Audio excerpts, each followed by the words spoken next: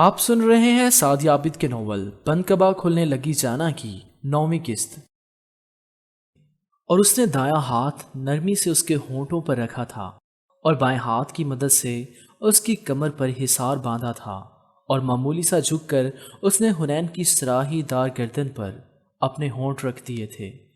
اس کی جسارتیں اور بڑھتیں کہ سحرش بولتے ہوئے وہاں آ رہی تھی، جس کی وجہ سے اس نے حنین کے وجود کے گرد سے اپنا حصار ہٹاتے ہوئے فاصلہ قائم کر دیا تھا۔ تم یہاں کیوں آ کھڑی ہوئی تھی؟ نزت تم سے بات، وہ بولتی ہوئی آ رہی تھی، مگر اس کے ساتھ کھڑے ماہ کنان کو دیکھ کر بات ادھوری چھوڑ دی تھی۔ آپ کیسے ہیں؟ سلام کے بعد خیریت دریافت کی تھی۔ I am fine۔ اس نے بات کرتے ہوئے حنین کو دیکھا تھا۔ ارے تم رو کیوں رہی ہو؟ کیا ہوا؟ کہیں پھر تمہاری اور کنان بھائی کی ٹکر تو نہیں ہو گئی؟ وہ ان دونوں کو دیکھ رہی تھی۔ کچھ ایسا ہی ہے، اور اس بار غلطی میری تھی۔ I accept them۔ بڑا نقصان تو میرا بھی ہوا ہے، صرف ان کے نہیں، میرے کپڑوں پر بھی کولڈ ڈرنک گری ہے۔ ماہ کنان کے انداز و لہجے میں بلا کی سنجیدگی تھی، اور وہ جو اس کی اتنی جرت پر انگشت بدندہ تھی، اتنے صاف جھوٹ پر نگاہ اٹھائی تھی، اور اس کے مسکراہٹ اچھالنے پر وہ وہاں سے نکلنے لگی تھی، اور سحرش اس کو وہاں سے جاتے دیکھ ماہ کنان سے ایکسکیوز کرتی اس کے پیچھے بھاگی تھی، اور جلدی سے اس کا ہاتھ پکڑ کر روک لیا تھا۔ حنین پلیز چپ کر جاؤ، اس طرح روتے ہوئے سب کے درمیان جاؤ گی تو سب پریشان ہو جائیں گے، اتنی معمولی سی بات کو بڑھانے سے کیا فائدہ؟ معمولی سی بات؟ تم نہیں جانتی سحرش کے فیصل بھیا کے دوست نے میرے ساتھ۔ وہ ہچکیوں سے روتے ہوئے اس سے بولتی رک گئی تھی، کیونکہ اسے وہ سب بتانے میں جھجک سی آ گئی تھی۔ تم پاگل ہو حنین، ان کے ٹکرانے سے کولڈ ڈرنک گر گئی تو کیا ہوا؟ جا کر کپڑے واش کر لو، اس میں اتنا رونے والی کیا بات ہے؟ تم میری بات نہیں سمجھ رہی سحر۔ ماہ قرآن کو وہاں سے نکل کر آگے جاتا دیکھ کر وہ خاموش ہو گئی تھی۔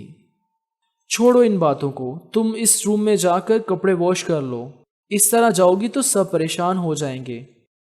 وہ اس کا ہاتھ تھامے washroom plus dressing room کی طرف بڑھی تھی۔ تم جاؤ حنین، میں ذرا ماما کی بات سن لوں۔ وہ ڈریسنگ کے باہر سے ہی پلٹ گئی تھی، اور وہ سحرش کو روکنے کے لیے پلٹی تھی، مگر اس کے چلے جانے پر وہ یکدم دروازہ کھولتی اندر چلی گئی تھی، اور اسے اندازہ نہیں ہوا تھا کہ وہ لیڈیز واش روم کی بجائے جینٹس واش روم میں داخل ہو گئی تھی۔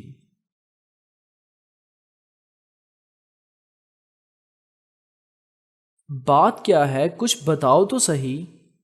مجھے گھر جانا ہے، پلیز ارحم بھیا، میں آپ سے ریکویسٹ کرتی ہوں، آپ مجھے یہاں سے لے جائیں۔ اوکے چلو۔ اس نے ساجدہ سے گھر جانے کا کہا تھا۔ وہ اس کے رونے سے پریشان ہو گئی تھی، مگر ایسے ولیمہ چھوڑ کر کیسے جا سکتی تھی؟ اسے سمجھانے کی کوشش کی تھی، مگر وہ جانے پر بضد تھی، اور ارحم کے پیچھے پڑ گئی تھی کہ وہ اسے گھر چھوڑ آئے۔ اس کو بری طرح روتے ہوئے دیکھ کر وہ پریشان ہو گیا تھا۔ اس سے وجہ پوچھی تھی، مگر وہ صرف گھر جانا ہے کہے جا رہی تھی۔ اسے کچھ انہونا سا احساس ہوا تھا، اسی لیے وہ راضی ہو گیا تھا۔ مامی، میں گاڑی میں مائدہ کا انتظار کر رہا ہوں، آپ پلیز اسے جلدی سے بھیج دیں۔ وہ اس کا ہاتھ تھامے ہال سے نکلتا پارکنگ ایریا میں گیا تھا اور اپنی گاڑی پارک کر کے لے آیا تھا۔ تم گاڑی میں بیٹھی رہو، میں دیکھوں کہ یہ مائدہ کہاں رہ گئی ہے۔ وہ اس کے چپ کروانے پر بھی روئے جا رہی تھی، تب وہ ڈرائیونگ ڈور کھولتا اترنے لگا تھا کہ وہ اس کا بازو دبوچ گئی تھی۔ پلیز ارحم بھیا، مجھے اکیلا چھوڑ کر مت جائیں، مجھے بہت ڈر لگ رہا ہے۔ اس کے انداز و لہجے کے ساتھ اس کے متورم چہرے پر بھی خوف کا جال بچھا تھا، اور اس کی پریشانی مزید بڑھ گئی تھی۔ حنین، کیا ہوا ہے گڑیا؟ اپنے ارحم بھیا کو نہیں بتاؤ گی؟ میں آپ کو کچھ نہیں بتا سکتی، کچھ بھی نہیں۔ اور بتاؤں کیا؟ کیسے؟ پلیز مجھ سے کچھ مت پوچھیں اور مجھے یہاں سے لے جائیں، مجھے بہت ڈر لگ رہا ہے۔ اس کا کپکپاتا لہجہ، ادھورے جملے، وہ کچھ سمجھ نہیں پا رہا تھا۔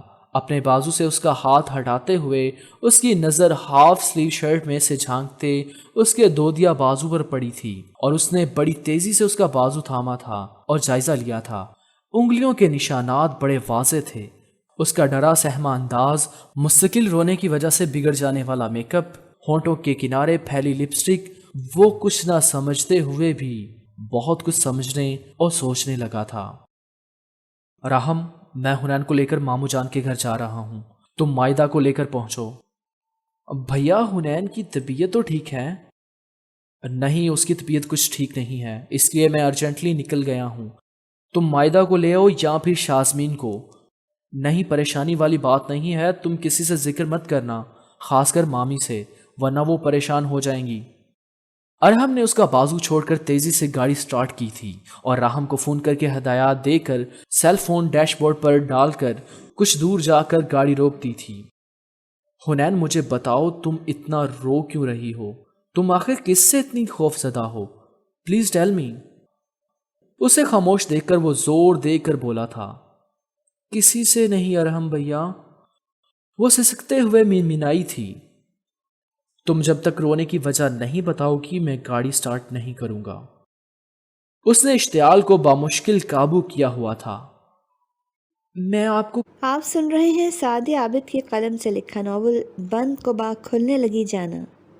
چینل کو ابھی تک سبسکرائب نہیں کیا تو ابھی سبسکرائب کریں اور بیل نوٹیفیکیشن کو آن کر لیں تاکہ ہر نئی آنے والی قسط کا نوٹیفیکیشن آپ کو بروقت مل سکے۔ شکریہ۔ نظر چراتے ہوئے صاف انکاری ہوئی تھی۔ کیوں؟ آخر کیا بات ہے ایسی جو تم مجھ سے نہیں کر سکتی؟ اس کی ایک ہی رٹ اسے غصہ دلا رہی تھی، جبکہ اس کے رونے میں تیزی آتی جا رہی تھی۔ ٹھیک ہے، میں تمہیں ابھی گھر لے چلتا ہوں، اور جب سب گھر والے آئیں گے میں تبھی تم سے بات کروں گا۔ تم مامی یا مما کسی کو تو بتاؤ گی؟ آپ پلیز ممی سے کچھ مت کہیے گا، وہ مجھے ڈانٹیں گی اور پھپھو کو میں کچھ نہیں بتا سکتی۔ وہ چہرہ ہاتھوں میں چھپائے سسک اٹھی تھی۔ حنین، تم مجھ پر بھروسہ کر سکتی ہو، چندہ بھائی ہوں نا میں تمہارا، اور دوست بھی۔ تو تم مجھ سے اپنا مسئلہ شیئر نہیں کرو گی؟ ارحم نے نہایت نرمی سے آنسوؤں کی وجہ سے چپک جانے والے بال اس کے چہرے سے ہٹائے تھے اور بہت ہی پیار و شفقت سے بولا تھا، اور وہ اس کے کاندھے سے لگی سسک اٹھی تھی۔ ارحم بھیا، وہ فیصل بھیا کے دوست، انہوں نے میرے ساتھ… وہ جھجک گئی تھی اور اسے تشویش ہونے لگی تھی۔ رک کیوں گئی حنین؟ بولو۔ وہ فیصل بھیا کے دوست نے ہال میں میرا ہاتھ پکڑا اور مجھ سے عجیب عجیب باتیں کرنے لگے۔ میں نے کچھ کہنا چاہا تو میرے ہونٹوں پر ہاتھ رکھ دیا۔ انہوں نے میرے بال چھوئے، مجھے کمر سے تھام کر انہوں نے میری گردن… یہ سب بتاتے ہوئے اس کی ہچکیاں بند گئی تھیں، آواز رندنے لگی، اور وہ ساکت سا اسے سن رہا تھا۔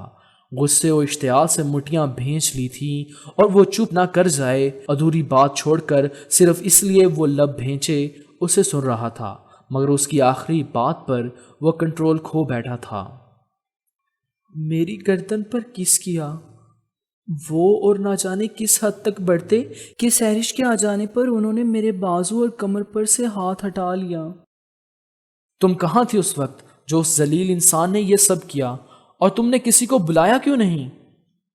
غصے سے وہ بری طرح کھول رہا تھا۔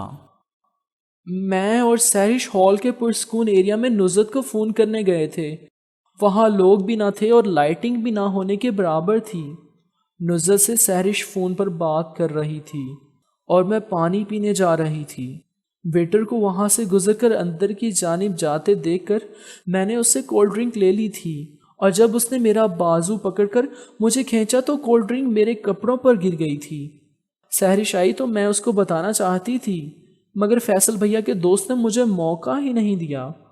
میں رو رہی تھی اور سہرش سمجھی کہ میں کپڑے خراب ہونے کی وجہ سے رو رہی ہوں۔ وہ مجھے ڈریسنگ روم میں لے کر جا رہی تھی کہ اسے میوش آنٹی نے بلا لیا، اور وہ پلٹ گئی، اور میں نے جیسے ہی واش روم میں قدم رکھا وہاں اسی شخص کو دیکھ کر میں چیخنا چاہتی تھی، لیکن اس نے بہت سختی سے میرے منہ پر ہاتھ رکھ دیا اور میں چیخ بھی نہیں سکی۔ اس نے تمام تفصیل روتے ہوئے اٹک اٹک کر سنائی تھی، اور وہ تو دم بخود بیٹھا تھا۔ ان سب کی وہاں موجودگی کے باوجود اتنا سب کچھ ہو گیا اور ان کو ذرا سی بھی بھنک تک نہ پڑی تھی۔ تم نے اس وقت مجھے کیوں نہیں بتایا؟ میں اس کی جان لے لیتا۔ اس نے مٹھیاں بھینچ لی تھی۔ مجھے بہت ڈر لگ رہا تھا ارحم بھیا، اس لیے میں نے ممی سے گھر جانے کو کہا۔ مجھے لگ رہا تھا کہ وہ پھر کہیں سے آ جائے گا لیکن ممی نے مجھے بہت ڈانٹا کہ میں وقت دیکھتی ہوں نہ موقع، ضد کرنے بیٹھ جاتی ہوں، اسی لیے میں نے آپ سے کہا۔ وہ چہرہ چھپائے نیر بہا رہی تھی۔ تم بس چپ کر جاؤ اور اس بات کا کسی سے بھی ذکر مت کرنا، مامی اور ماما سے بھی نہیں۔ سمجھ رہی ہو نا میں کیا کہہ رہا ہوں؟ آہستگی سے اس کے کاندھے پر ہاتھ رکھا تھا اور اس کے آنسو پہنچے تھے۔ ارحم بھیا وہ مجھے پھر تو تنگ نہیں کریں گے؟ اس کے انداز میں انجانا سا خوف تھا۔ حنین میں ہوں نا، میں دیکھ لوں گا۔ تمہیں اسے خوفزدہ ہونے کی یا وہ سب سوچ کر پریشان ہونے کی بالکل بھی ضرورت نہیں ہے۔ اسے تسلی دی تھی اور موضوع بدلنے کی خاطر پوچھا تھا، کھانا کھا لیا تھا تم نے؟ اس نے نفی میں سر ہلایا تھا۔ اب گھر جا کر کھا لینا، یہاں اس طرح گاڑی روکے باتیں کرتے کافی وقت گزر گیا ہے۔ راہا مائدہ کو لے کر گھر پہنچ گیا تو پریشان ہوگا، اس لیے ہمیں چلنا چاہیے۔ کہتے ہوئے گاڑی سٹارٹ کی تھی، مگر 10 منٹ بعد ہی اسے گاڑی روکنا پڑی تھی، کیونکہ سڑک کے کنارے ایک شخص کھڑا تھا اور وہ اس خیال سے گاڑی روک کر نیچے اترا تھا کہ رات کے 2:30 بجے اگر وہ گاڑی خراب ہو جانے کی وجہ سے کھڑا ہے تو یقیناً اسے ہیلپ کی ضرورت ہوگی، مگر وہ ماہ قرآن کو دیکھ کر لب بھینچ گیا تھا، جبکہ اس کے چہرے پر اطمینان جھلکنے لگا تھا۔ اور تھینک گاڈ تم ہو، میں کافی دیر سے یہاں کھڑا ہوں، گاڑی میں نہ جانے ایسی کیا خرابی ہو گئی ہے کہ چل ہی نہیں رہی اور کوئی کنوینس بھی نہیں مل رہی، تم مجھے ڈراپ کر سکتے ہو؟ اسے دیکھ کر اطمینان تو ہوا تھا، مگر پوچھنا بھی ضروری سمجھا تھا، مگر اس کے جواب پر وہ متحیر ہوا تھا، کیونکہ اسے اس جواب کی کم از کم بالکل امید نہیں تھی۔ سوری مسٹر ماہ کنان، میں آپ کو لفٹ نہیں دے سکتا کیونکہ میرے ساتھ میری سسٹر بھی ہیں۔ اوکے، میں آپ کو فورس، آپ یہ نہیں پوچھیں گے میں نے ایسی بات کیوں کی، اس لیے ماہ کنان کہ آپ بھروسے کے بالکل بھی لائق نہیں ہیں۔ What do you mean؟ Faisal کو یقیناً آپ پر بھروسہ ہوگا جب بھی اس نے آپ کو اپنے فیملی فنکشن پر انوائٹ کیا، لیکن آپ اتنے گرے ہوئے انسان ہوں گے یہ فیصل نے نہیں سوچا ہوگا۔ آپ سن رہے ہیں سعدیہ عابد کی قلم سے لکھا ناول بند کبا کھلنے لگی جانا۔ چینل کو ابھی تک سبسکرائب نہیں کیا تو ابھی سبسکرائب کریں اور بیل نوٹیفیکیشن کو آن کر لیں تاکہ ہر نئی آنے والی قسط کا نوٹیفیکیشن آپ کو بروقت مل سکے۔ شکریہ۔ مسٹر ارحم، مجھ پر انگلی اٹھانے کا مطلب؟ دل و دماغ تو اس وقت یہی چاہ رہا ہے کہ آپ کی جان لے لوں۔ آپ کی ہمت بھی کیسے ہوئی حنین کو وہ سب کہنے اور کرنے کی؟ شرم آنی چاہیے تھی آپ کو کنان، ہمارے ہی فیملی فنکشن میں مہمان بن کر آئے اور ہمارے ہی گھر کی بچی کے ساتھ زبردستی۔ مسٹر ارحم، میں نے ایسا کچھ نہیں کیا۔ حنین جھوٹ نہیں بولتی اور اس سے ضرورت بھی کیا ہے ایسی باتیں کرنے کی؟ وہ آپ پر بے بنیاد الزام کیوں لگائے گی؟ یقیناً آپ نے لمٹ کراس کرنے کی کوشش کی ہے۔ مجھے آپ سے زیادہ فیصل پر غصہ ہے کہ آخر آپ تم جیسے گھٹیا انسان کو فیملی فنکشن میں کیا سوچ کر انوائٹ کیا۔ مسٹر ارحم، آپ حد سے بڑھ رہے ہیں۔ وہ دونوں سڑک کے کنارے کھڑے بحث و مباحثہ کر رہے تھے۔ حد سے میں نہیں، تم نے بڑھنے کی کوشش کی ہے، مگر یاد رکھنا کہ آئندہ تم نے میری سسٹر کو تنگ کرنے کی بھول کر بھی کوشش کی تو انجام بہت برا ہوگا۔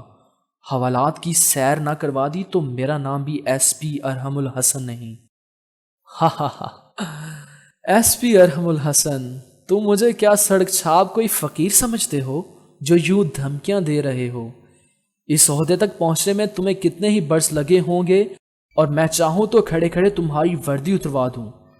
تم سوچ بھی نہیں سکتے کہ میری پہنچ کہاں تک ہے، اس لیے مجھ پر اپنے عہدے کا رعب نہ ہی ڈالو تو اچھا ہے۔